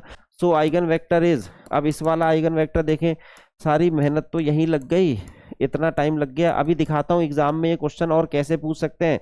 देखो यूनिवर्सिटी एग्जाम में तो ऐसे पूरा ही पूछ लेते हैं, लेकिन कभी कभी आपके ऊपर दया भी आ जाती है उन्हें, तो थोड़ा आसान बना के भी पूछते हैं क्वेश्चन, वो दिखाते हैं। तो लेकिन दया आने के लिए पहले आपको पूरा पढ़ना पड़ेगा, और ये है सामने के, तो अब यहाँ से के भी कॉमन करना है, और के कॉमन करने के बाद जो बचा उसको देखना होगा कि वो बाद में बच कितना रहा है। तो एक काम करें, यहाँ से k के साथ 2 भी कॉमन कर लेते हैं बेटा, k/2, तो ये बचेगा 2, और यहाँ से k/2 कॉमन कर रहा है तो -2, और बेटा यहाँ पे 2, देखो ये अब k को वैल्यू 2 रख देंगे, तो ये आइगन वेक्टर आप कह सकते हो 3 - 2, 2 के इक्वल है, k तो गायब हो गया। इसी तरीके से अगर ये वाला आइगन वेक्टर मैं पूछ रहा था, ये वाला, तो ये वाला आइगन वेक्टर क्या था, 1 - 1 0 ऐसा था। तो देखो एक आइगन वेक्टर ये रहा, दूसरा आइगन वेक्टर ये रहा, तीसरा भी है क्या, हाँ तीसरा भी कहीं लिखा हुआ था हमने, लेमडा इक्वल्स टू 1 के लिए, देखो ये है लेमडा इक्वल्स टू 1 के लिए 1 0 0। तो ओवरऑल अब आपके पास ना आइगन वैल्यूज और आइगन वेक्टर्स तो आ गए, कितनी स्पीड में मैंने लिखा है तब जाके ये हुआ। अब हमारा मेन काम शुरू हो रहा है डायगनलाइजेशन का काम। तो बेटा डायगनलाइजेशन का काम देखो, that is for A equals to, जो मैट्रिक्स आपको दिया हुआ था 1 2 3 0 0 0 1 1, ऐसा ही तो कुछ था मैट्रिक्स, चेक करें क्या था, -1 और 2 था, -1 और 2, ये मैट्रिक्स है। इस मैट्रिक्स के लिए बेटा lambda equals to lambda equals to lambda equals to, एक है 1, एक है 2, एक है 3। इन सबके आइगन वेक्टर्स क्या निकल के आए हैं, x और x और x, जो आए हैं जरा उन्हीं को लिख लेते हैं, पहला, ये दूसरा और ये तीसरा। ठीक है, तो बेटा पहला वाला आइगन वेक्टर तो मुझे याद आ गया, 1 0 0 आया था। 2 के लिए अभी अभी आपने लिख लिया यहाँ पर 1 - 1 0, और बेटा 3 के लिए ये सामने लिखा है 3 - 2, ये लिखा है 3 - 2 और 2। तो देखो तीनों आइगन वेक्टर और आइगन वैल्यूज आ गई आपके सामने। चलो एक काम करते हैं, इसको 1 2 3 लिख लेते हैं, और इसको भी लिख लेते हैं 1 2 3, मतलब eigen values eigen vector, 3x3 का मैट्रिक्स है, तो देखो 3 आइगन वेक्टर्स आ गए। तो मतलब एक तरह से पिछले चैप्टर का रिवीजन भी हो गया आपका, है ना। तो अब आपने 3x3 के आइगन वेक्टर्स निकालने फिर से सीख लिए। अब यहां से शुरू होगा डायगनलाइजेशन, मतलब इस मैट्रिक्स का डायगनल फॉर्म कैसे आएगा, तो वो देखते हैं भाई डायगनल फॉर्म। अब कहते हैं डायगनलाइजेशन, उसी का डायगनलाइजेशन, हेडिंग ही डाल के लिख दो, आपको पूरे नंबर चाहिए तो।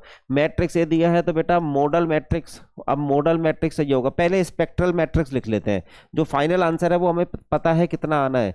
स्पेक्ट्रल मैट्रिक्स, बेटा स्पेक्ट्रल मैट्रिक्स जिसको डी कहा था आप जानते हो, ये लेमडा 1 0 0 0 लेमडा 2 0 0 0 लेमडा 3, ऐसा ही तो कुछ आना था, 1 0 0 0 2 0 0 0 3। बेटा ये है फाइनल आंसर, लेकिन आपको पूरा प्रोसेस दिखाना पड़ेगा, P इनवर्स इंटू AP करके जो निकलेगा वो दिखाना पड़ेगा, तभी माना जाएगा कि आपको कॉन्सेप्ट आता है। तो फिर मॉडल मैट्रिक्स लिखें। एक्चुअली वो ये शब्द भी ढूंढते हैं कि बच्चे ये सब नाम लिख रहा है कि नहीं लिख रहा है, अगर लिख रहा है तो इसका मतलब उसने पढ़ा है, और अगर ऐसे ही बस लिख दिया तो उसने कहीं ना कहीं से चीटिंग करी है। तो देखो यहाँ से स्टेप मार्किंग से नंबर कट जाते हैं। तो ये आइगन वेक्टर्स की हेल्प से जो मैट्रिक्स बन रहा है it is called model matrix. तो ये आपने अभी निकाल लिया था। चलो जी देखें क्या आया था ये, अच्छा थोड़ा बहुत तो याद ही है, 1 0 0 और 1 - 1 0, लास्ट वाला देख लेते हैं बस, 3 - 2 2, बेटा 3 - 2 2। अब हम आगे तो बढ़ जाएं, समस्या ये है कि इसका डिटर्मिनेंट निकालना है और इनवर्स निकालना है। तो बेटा इसका डिटर्मिनेंट और इनवर्स मैं आपको बता देता हूँ। चलो पहले मैं डिटर्मिनेंट लिख देता हूँ। इसके लिए डिटर्मिनेंट ऑफ पी, यूटीएम है तो यूटीएम का डिटर्मिनेंट बेटा डायगोनल के एलिमेंट्स को मल्टीप्लाई करके निकाला जा सकता है। तो इसका डिटर्मिनेंट -2 है, कंफर्म है। यूटीएम की वजह से इसको मल्टीप्लाई करोगे तो यही इसका डिटर्मिनेंट आएगा जो सामने लिखा हुआ है। अच्छा, और पी इनवर्स की वैल्यू, अब इसके लिए वही आपको करना होगा भाई, adjoint of P, adjoint of P upon determinant of P, मतलब 1 अपॉन -2। और यहाँ देखना होगा कि आ क्या रहा है डिटर्मिनेंट। अब बेटा एडजॉइंट याद है क्या होता है, एडजॉइंट को फैक्टर मैट्रिक्स का ट्रांसपोज, क्लास 12th में अगर याद कीजिए तो एडजॉइंट होता था को फैक्टर मैट्रिक्स का ट्रांसपोज। तो अब आपको को फैक्टर्स भी पता होने चाहिए। अब आप में से कुछ बच्चे सोच रहे हैं यार हम छोड़ ही देंगे इसको, कितना कुछ तो करना है, ना ना ना ना छोड़ो मत, क्योंकि अगला क्वेश्चन जो आएगा उसमें आपको इतना दिमाग ही नहीं लगाना। बस इसके बाद एक मैं ऐसा क्वेश्चन दिखाऊंगा जो एग्जाम वाले को, अगर आपके ऊपर दया आ गई तो वो क्वेश्चन कैसे डिजाइन करेगा। ये तो कन्वेंशनल अप्रोच से डिजाइन हो रखा है। अब बेटा इसका ना इनवर्स आपको लिखना होगा, जो सामने दिख रहा है इनवर्स। तो क्या होगा इसका इनवर्स, क्या को फैक्टर वगैरह निकालना आप जानते हो? जल्दी बताओ, क्या को फैक्टर निकालना जानते हो? सर हम तो नहीं कुछ भी जानते, तो मैं क्या करूं भाई? तो भाई मैं तो यहाँ बीटेक पढ़ाने आया हूँ, तो इसका को फैक्टर वगैरह आप निकाल लीजिएगा। ये -1 और 1 ऐसा कुछ आ जाएगा। ये है इसका इनवर्स, सामने जो लिखा हुआ है। 2 से डिवाइड जो हमने कर दिया है वो ठीक नहीं है। यहाँ पे लिखना चाहिए था 2 2 -2 और 1, 2 2 -2 1। देखो देखो मैं बता देता हूँ, इसका फाइनल आंसर मैं बता दे रहा हूँ क्या आने जा रहा है। इसका आ रहा है 2 2 और -2 और 0 0 0, इस तरह से है 2 2, और फिर वो माइनस से डिवाइड भी हो जाएगा आपका।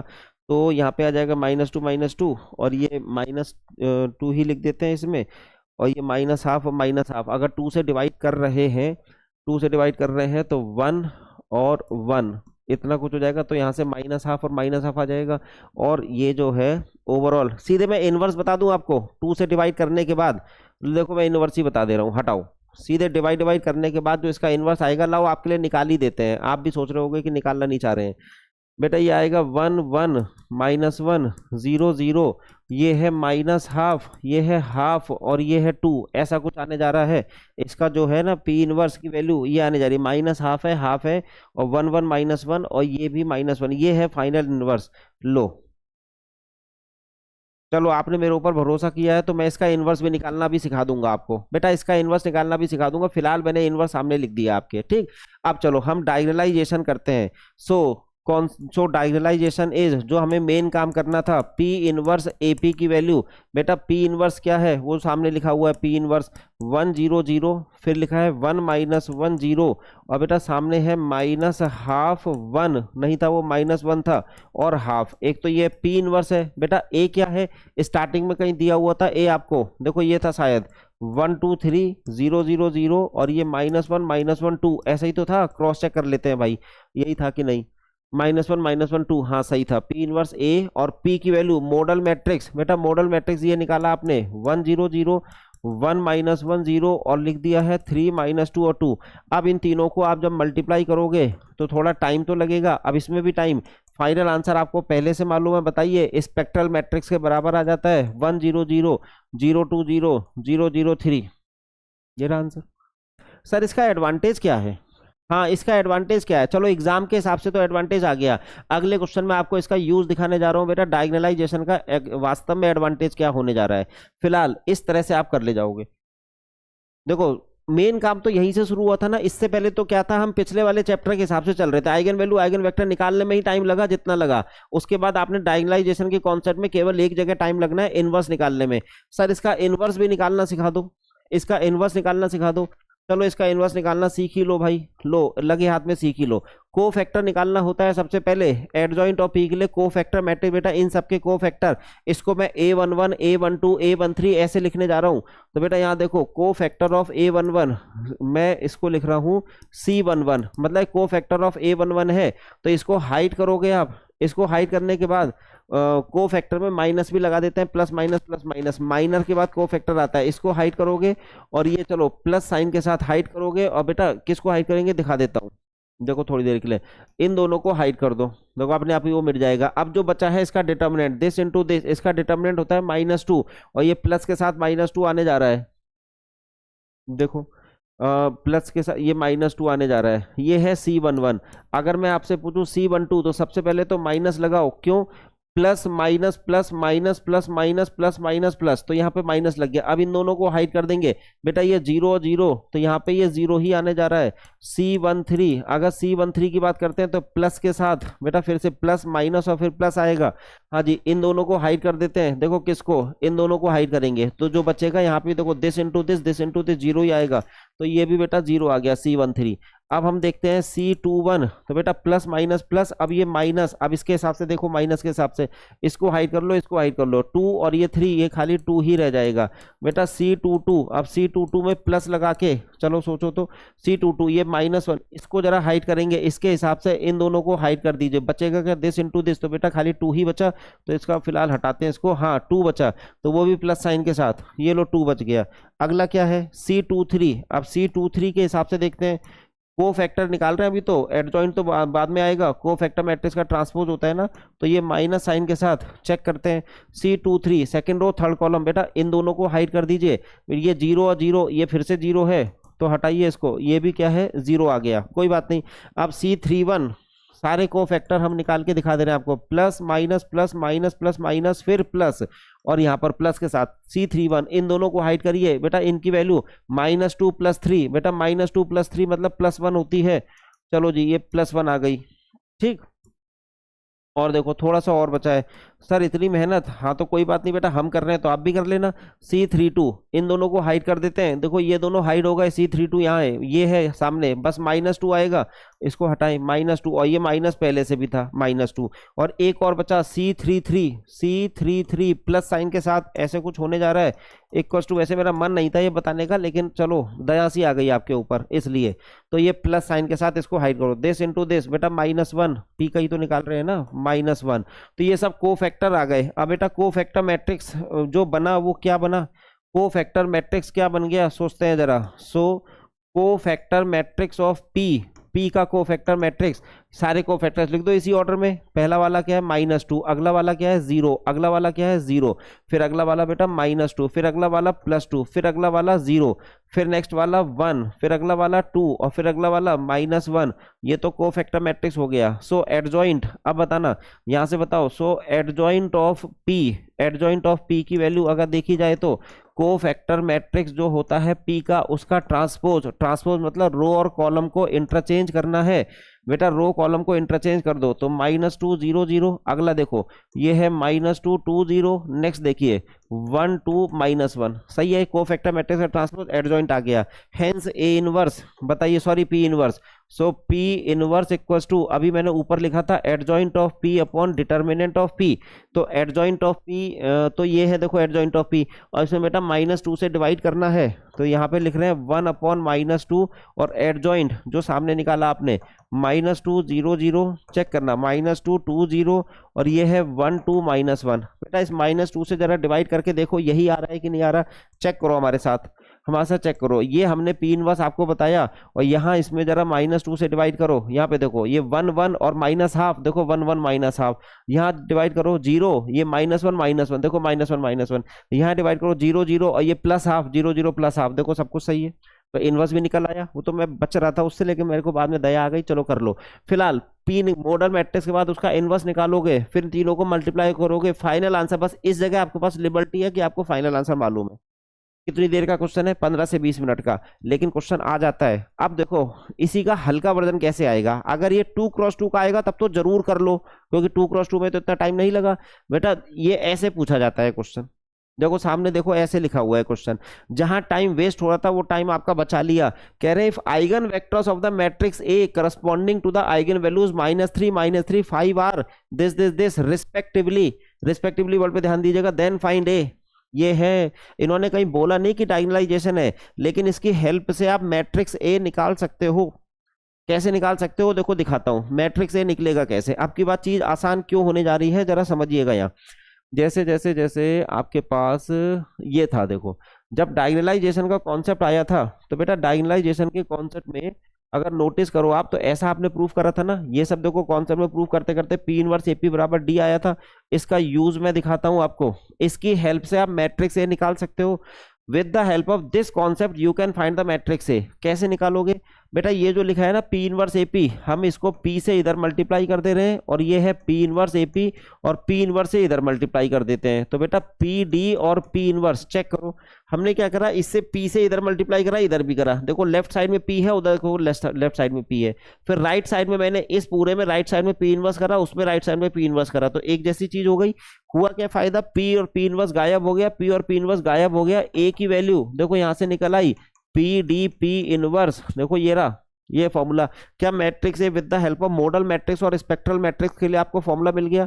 ये है, जब आपसे कहो कहे कि डायगोनलाइज करो तो आप इस बॉक्स वाले फॉर्मूले को यूज करो, लेकिन कहे कि अगर मॉडल मैट्रिक्स आपको दिया जा रहा है, मतलब if they are providing you the eigen values and eigen vectors and they are asking the matrix A, तो ये दूसरा वाला फॉर्मूला यूज कर लो। देखो उसी से इमीडिएट कंक्लूजन है पी डी पी इनवर्स, तो इसमें क्या है समय बचेगा और इस काम को किया जा सकता है, और ये सीधे सीधे 10 मार्क्स का क्वेश्चन आने जा रहा है। दिखाएं कैसे, चलो दिखा देते हैं फिर से।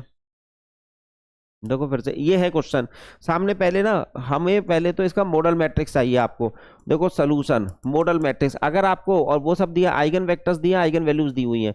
देखो आइगन वैल्यूज आपकी ये सामने लिखी। एक अच्छी बात देखिए, रिपीटेड आइगन वैल्यू है, रिपीटेड आइगन वैल्यू में भी अलग अलग आइगन वेक्टर्स आ रहे हैं। ऐसा है, पिछले लेक्चर में सिखाया था मैंने आपको रिपीटेड में भी। तो जो समय वेस्ट हो रहा था आइगन वेक्टर्स निकालने में, वो तो इन्होंने एज इट इज दे दिया। और कह रहे हैं फिर आपको ए बता दो। सबसे पहले तो biggest advantage of concept of diagonalization क्या है, देखो हम बताएं। इफ यू, देखो हमें मैट्रिक्स के बारे में कुछ नहीं पता। If you are providing with the eigen values and eigen vectors of any matrix, then I can find the matrix A with the help of concept of diagonalization. मतलब इस कॉन्सेप्ट का यही सबसे बड़ा फायदा है कि अगर आप मुझे मैट्रिक्स के बारे में कुछ नहीं बता रहे, लेकिन आप मुझे उसकी आइगन वैल्यूज और आइगन वेक्टर्स बता दे रहे हो, तो बेटा मैं मैट्रिक्स ए ही निकाल सकता हूं इस कॉन्सेप्ट की हेल्प से। चेक कर लेते हैं कैसे। मॉडल मैट्रिक्स की बात, पहले स्पेक्ट्रल मैट्रिक्स देखते हैं भाई। स्पेक्ट्रल मैट्रिक्स वो ज्यादा आसान होता है लिखना, जिसको डी कहते हैं। तो spectral matrix D equal to diagonal के फॉर्म में आइगन वैल्यूज क्या है, -3 है ना, -3 0 0 0 -3 0 और 0 0 5, ये है आपका स्पेक्ट्रल मैट्रिक्स। अच्छा जरा यहीं पर मॉडल मैट्रिक्स लिख लेते हैं। मॉडल मैट्रिक्स जो कि मैट्रिक्स पी से रिप्रेजेंट होता है, x1 x2 x3। तो बेटा तीनों आइगन वेक्टर्स आपको दिए हुए हैं 1 2 3, x1 x2 x3 लिखेंगे। -2 1 1, आगे लिखा हुआ है 3 0 1, आगे ये देखो क्या लिखा हुआ है 1 2 1। ये है आपका मॉडल मैट्रिक्स। अगला काम होगा बेटा इसका डिटर्मिनेंट निकालना। तो डिटर्मिनेंट ऑफ पी, इसका डिटर्मिनेंट लाओ हम लोग निकाल ही लेते हैं जल्दी से। इसका डिटर्मिनेंट आखिर आएगा कितना, तो सेकंड वाले रो के अबाउट एक्सपेंड कर दो। प्लस माइनस, माइनस लिखा है इसको हाइड करो, 3 में से 1 या 2, प्लस माइनस प्लस माइनस, तो ये -2, इसको हाइड करो, -2 -2 -5। तो बेटा 5 दूनी 10 प्लस 8 8 है। इसका डिटर्मिनेंट 8 है, बाद में निकालते रहना आप। इसका डिटर्मिनेंट 8 आएगा, मतलब इनवर्स तो निकाला जा सकता है। अब मेन प्रॉब्लम बस इनवर्स निकालने में है, तो इसको इनवर्स भी अभी आपको बता देंगे।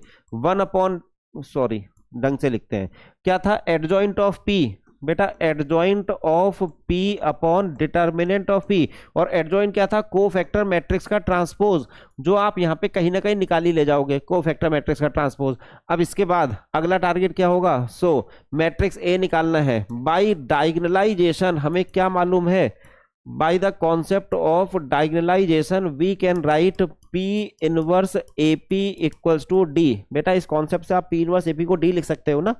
चलो अब यहां से क्या करो, एक एक करके करते हैं। पहले P से मल्टीप्लाई करते हैं भाई, P inverse AP equals to PD, इतना सही है। P inverse AP equals to PD। बेटा P और P इनवर्स गायब हो गया, तो बचा क्या, यहाँ से बचा AP इक्वल्स टू PD। देखो इतना हमने पहले भी प्रूफ कराया था, AP इक्वल्स टू PD। अब क्या करें, पोस्ट मल्टीप्लाई कर देते हैं P इनवर्स से। तो बेटा यहाँ लिख दिया AP और ये P इनवर्स, मतलब राइट साइड में, तो इधर भी लिख देते हैं PD P इनवर्स। देखो एक जैसा ऑपरेशन हमने लगा दिया। अब ये P और P इनवर्स गायब हो गया, तो यहाँ से फिर अब की बार A क्या हो गया, A। देखो ये तो आइडेंटिटी है, कुछ मतलब नहीं है, ये रहा PD P इनवर्स। देखो फॉर्मूला बना लिया हमने मैट्रिक्स ए के लिए। अब आपके पास बेटा मॉडल मैट्रिक्स भी है, डायगोनल मैट्रिक्स भी है जो बगल में लिखे हैं, और उसका इनवर्स भी है। ए इक्वल्स टू, तो मैट्रिक्स ए की वैल्यू देखो P, फिर ये है D, और फिर 1/8 और P इनवर्स। अभी यहाँ लिख देते हैं what is P, model matrix दिया हुआ था, ये रहा -2 1 1 3 0 1 और बेटा 1 2 1। और D क्या है आपका, -3 0 0 0 -3 0 0 0 5। देखो PD हो गया। और P इनवर्स हम आपको बता देते हैं कि P इनवर्स इसमें आएगा कितना, मैंने पहले आपके लिए निकाल लिया था। P इनवर्स जो है -2 1 -1, जिससे समय ना वेस्ट हो आपका, -2 1 -1, ये है आपका पहला वाला। दूसरा है बेटा आपका इसका, दूसरा है -2 -3 -2 -3 3। चेक करना बाद में, ऐसा ही कुछ आएगा, -2 -2 3, अच्छा -2 -3 और 3 और 6 5 -5। बेटा 6 5 और -5, आप चाहे तो को फैक्टर निकाल के कर सकते हो ना, अभी सिखाया थोड़ी देर पहले। टाइम लगता है, यही स्टेप में टाइम लगेगा बस। क्यों, देखो आइगन वैल्यू आइगन वेक्टर निकालनी भी नहीं पड़ी, सीधे मॉडल मैट्रिक्स बन गया, स्पेक्ट्रल मैट्रिक्स बन गया। बस असली टाइम यहाँ लगना है कि P इनवर्स कैसे निकाल पा रहे हो आप, को फैक्टर मैट्रिक्स का ट्रांसपोज, को फैक्टर निकालना बता दिया। इसके बाद तो बस फॉर्मूले में वैल्यू डालनी है। तो यहाँ पे देखो पता चल गया भाई, -2 और ये 1 -1। अगला क्या है, -2 -3 3 और अगला क्या है 6 5 और -5। बेटा इन तीनों को जब आप सॉल्व करोगे, इन तीनों को सॉल्व करोगे, तो यहाँ पे आपका आंसर आने जा रहा है मैट्रिक्स ए। तो मैट्रिक्स ए इसका अल्टीमेटली निकलेगा क्या, वो आपको देखना पड़ेगा। हम बता दें कितना निकलेगा, -2 2 -1, -2 2 -1, इसका फाइनल आंसर बता रहा हूँ, -2 2 -1। अगला जो निकलेगा वो है आपका 2 1 -2, 2 1 और -2। समय बचाने के लिए मैंने इस बात को जो आंसर पहले से लिख के रखा हुआ था आपके लिए, -3 -6 और 0। बेटा ये है वो मैट्रिक्स, हाँ जी हाँ यही है। तो this is your final answer. देखो क्या फायदा हुआ, एडवांटेज क्या है, अगर आप मुझे किसी मैट्रिक्स की, बेटा किसी मैट्रिक्स की केवल आइगन वैल्यूज दे दो और आइगन वेक्टर्स दे दो, तो इन दोनों की हेल्प से जब मैं डायगोनलाइजेशन का कॉन्सेप्ट डालूंगा तो मैं मैट्रिक्स ए ही निकाल के रख दूंगा। इस बात को क्रॉस चेक भी कर सकते हैं कि ये बात सही है कि गलत है, ये बात आपकी सही है कि गलत है, इस बात को क्रॉस चेक भी किया जा सकता है। कैसे क्रॉस चेक करोगे, हम बता दें। बेटा ये बताओ, सम ऑफ आइगन वैल्यूज बराबर ट्रेस होता है कि नहीं होता, sum of eigen values equals to trace. हाँ सर होता तो है, जरा इन तीनों का सम देखो तो क्या है, सम ऑफ आइगन वैल्यूज यहाँ से सर -1 है, इनका सम -1 है, और इस मैट्रिक्स का ट्रेस देखो क्या है, इस मैट्रिक्स का ट्रेस बताओ भाई क्या है, सर इसका ट्रेस भी -1 है। तो देखो वेरीफाई हो रहा है, सम ऑफ आइगन वैल्यूज -1 है, वहां पे तीनों का सम करोगे तो -1 आएगा, और देखो ट्रेस भी इसका देखो -1 आ रहा है, जस्टिफाई हो गया। ऐसे ही उसका जो प्रोडक्ट है वो कितना, 3 3 9 5 45, -45, नहीं +45। बेटा इसका डिटर्मिनेंट निकाल के देख लेना, +45 भी आएगा। इस तरह से आपको ये पता चल जाता है कि आपने कहीं कोई सिली मिस्टेक तो नहीं करी है। आप में से कोई बच्चा कमेंट सेक्शन में मुझसे पूछ रहा था कि सर 4x4 का आइगन वैल्यूज कैसे निकाली जाए, बड़ा टाइम लग रहा है। तो 4x4 में बेटा ये दो प्रॉपर्टी हमेशा अप्लाई करो, जब 4x4 होता है तो ऑप्शंस कहीं ना कहीं दिए रहते हैं। तो sum of eigen values equal to trace होना चाहिए, product of eigen values equal to determinant होना चाहिए। उस वजह से एक आइडिया लग जाता है कि आंसर क्या है। जैसे यहां पर भी जस्टिफाई हो गया, sum of eigen values sorry trace जो है सम ऑफ आइगन वैल्यूज के इक्वल है। ऐसे ही उसका प्रोडक्ट जो है 45 आ रहा है, तो इसका डिटर्मिनेंट भी 45 आना चाहिए, तभी मानेंगे कि आपने बीच में कोई सिली मिस्टेक नहीं की है। इतने तक में किसी को प्रॉब्लम मुझे नहीं लगता। तो बेटा आपने देखा जाए तो उसका एक्सप्लेनेशन भी जान लिया, 2x2 का क्वेश्चन करा, 3x3 का करा, और फिर इसका एक डिजाइन क्वेश्चन कर लिया जिससे कि क्वेश्चन जल्दी हो सके। इतना तो किया जा सकता है एग्जाम में। अच्छा, और ये क्वेश्चन आने के चांस भी रहते हैं बेटा, सबसे ज्यादा बड़ा क्वेश्चन यही होता है।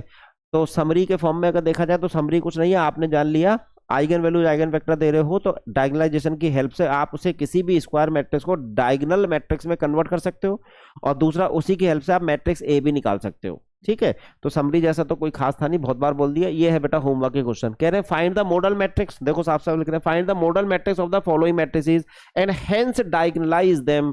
हेंस का मतलब कि मतलब जब आप मॉडल मैट्रिक्स निकाल लोगे उसकी हेल्प से उसको डायगोनलाइज करना है। तो ये दो मैंने प्रैक्टिस क्वेश्चन दिए हैं, इसमें आपकी मैं हेल्प कैसे कर सकता था, देखो इस प्रैक्टिस क्वेश्चन में भी हेल्प कैसे कर सकता था। ये बेटा वही क्वेश्चन है जिसके आइगन वैल्यू आइगन वेक्टर्स मैंने आपको लेक्चर 6 में सिखाए हैं। लेक्चर 7 तो कैले हैमिल्टन का है, ये लेक्चर 8 है। तो लेक्चर 6 में इसी मैट्रिक्स के बेटा मैंने आइगन वैल्यू आइगन वेक्टर निकलवाए थे आपको, तो वो मैंने लिख दिया। अगर आइगन वैल्यू आइगन वेक्टर है तो देखो मॉडल मैट्रिक्स ये रहा, ये पहला आइगन वेक्टर है, ये दूसरा आइगन वेक्टर है x1 x2, 2x2 का था, और ये उसका देखो आइगन वैल्यू है, इस आइगन वैल्यू के करस्पॉन्डिंग आइगन वेक्टर वो रहा, इस आइगन वैल्यू के करस्पॉन्डिंग आइगन वेक्टर ये रहा। तो मॉडल मैट्रिक्स स्पेक्ट्रल मैट्रिक्स ये रहा। जब आप, लेकिन एग्जाम में ये सब करना पड़ेगा आपको, जब आप इसमें पी इनवर्स एपी करोगे, इसका इनवर्स तो जल्दी आ जाएगा ना, इसका पी इनवर्स एपी करोगे तो डी के बराबर आंसर आता हुआ दिखेगा आपको, और डी ऊपर लिखा हुआ है। तो ये काम आप वैसे ही कर लीजिएगा जैसे मैंने 2x2 का करा।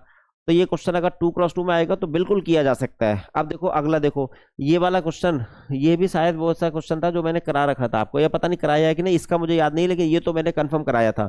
बेटा ये देखो 3x3 का मैट्रिक्स है, तो सबसे पहले आपको इसकी आइगन वैल्यूज और आइगन वेक्टर्स निकालने होंगे। तो हम बता दें इसकी आइगन वैल्यूज आएंगी क्या, बेटा इसकी जो आइगन वैल्यूज आ रही हैं वो ये है, लेमडा की वैल्यू 1 2 और 4, ये है आइगन वैल्यूज, और इसके आइगन वेक्टर आ रहे हैं x1 x2 x3। इतना काम आपको मेहनत से करना पड़ेगा। तो ये x1 x2 x3 आएगा क्या, बेटा ये है वो, देखो इसको हमने x1 बोला है, इसको x2 बोला है, इसको x3 बोला है, ये है x1 x2 x3। इसमें टाइम लगेगा, है ना। तो आइगन वैल्यू के लिए अलग अलग आइगन वैल्यू के लिए अलग अलग आइगन वेक्टर आप निकालोगे, तो बेटा इस तरह से निकल जाएगा।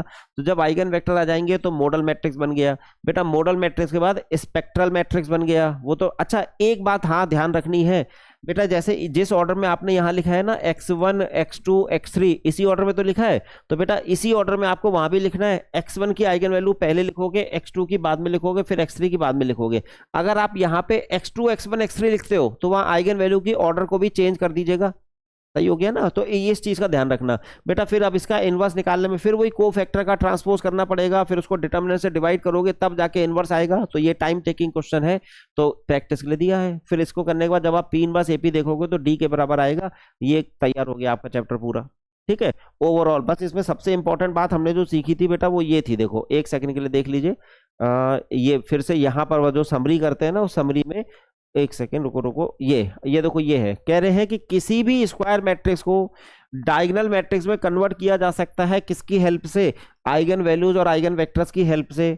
चलो अच्छी बात है, मान लिया। इस बात को मैंने कन्वर्ट करके दिखा दिया आपको। देखो कैसे, ये एक तरह से प्रूफ हो रहा है। मैंने एक 3x3 का मैट्रिक्स लिया, आप कह रहे हो कि इसकी आइगन वैल्यूज आइगन वेक्टर्स आप मुझे दोगे, तो मान लीजिए λ1 λ2 λ3 आइगन वैल्यूज है और उसके करस्पॉन्डिंग आइगन वेक्टर्स है x1 x2 x3। तो बेटा पहले मैंने मॉडल मैट्रिक्स बनाया, मॉडल मैट्रिक्स, और फिर मैंने डी के फॉर्म में जो मैट्रिक्स बनाया उसको स्पेक्ट्रल मैट्रिक्स कहा। अब क्या करेंगे, मैं क्या कर रहा हूं, अपने मन से a इंटू पी कैलकुलेट कर रहा हूं। जो मैट्रिक्स है उसमें मॉडल मैट्रिक्स से मल्टीप्लाई कर रहा हूं, तो सिंबॉलिक फॉर्म में मल्टीप्लाई हुआ, ये अंदर गया। ax1 को λ1 x1 किस हेल्प से? आइगन वैल्यू आइगन वेक्टर का जो कॉन्सेप्ट है कि ax equal to lambda X, ऐसे बेटा ax2 बराबर λ2 x2 ऐसे। इस दोनों को मैंने मल्टीप्लाई करके ऐसे लिख दिया, तो आप कहोगे हाँ सर ये जस्टिफाइड है, क्योंकि रो को कॉलम से मल्टीप्लाई करोगे तो आपको x1 λ1 मिलेगा। और बेटा x1 λ1 देखो वो लिखा है। फिर इसको जब आप दूसरे वाले कॉलम से मल्टीप्लाई करोगे यू विल गेट λ2 x2, देखो ये रहा। फिर इसको मैं फिर से क्यों रिवाइज कर रहा हूँ, क्योंकि बेटा हमें मालूम है ये टफ कॉन्सेप्ट है, बच्चों को ऊपर से निकल जाता है, इसलिए कर रहा हूँ। फिर बेटा इसको इससे मल्टीप्लाई करोगे λ3 x3, देखो ये रहा। इसका मतलब ये मैट्रिक्स पी है, ये मैट्रिक्स डी है, स्पेक्ट्रल मैट्रिक्स, तो बेटा पी डी आ गया, एपी की वैल्यू पी डी आ गया। अब क्या करेंगे, पी इनवर्स से मल्टीप्लाई करके हमने दिखा दिया कि इस फॉर्मूले से डायगोनल मैट्रिक्स में कन्वर्जन हो जाता है। अच्छा इसका कोई यूज है? हाँ सर इसका यूज है। इसको थोड़ा सा ट्विस्ट करेंगे तो मैट्रिक्स ए भी निकल आता है कि when you are providing me the eigen values eigen vectors of any matrix I can find the matrix with the help of this formula. Diagonalize करने का फॉर्मूला ये रहा और मैट्रिक्स निकालने का फॉर्मूला ये रहा, बस इतना ही था। ये डेफिनेशन है और मैंने हर तरह के क्वेश्चन आपको डील कर लिए बेटा। This is all about for this discussion. I think ये आपको बात क्लियर हो गई होगी, थोड़ी लेंदी तो थी लेकिन मैंने कोशिश करा आपको समझाने की। अब हम अगले लेक्चर में किसी और चीज के साथ मिलेंगे। यहाँ आपका लगभग डायगोनलाइजेशन होने के बाद लीनियर अलजेब्रा लगभग मान लिया जाएगा कि सेमेस्टर एग्जाम से रिलेटेड मैंने सारी बातें आपको बता दी हैं। चलो thanks to all of you and good day to all of you.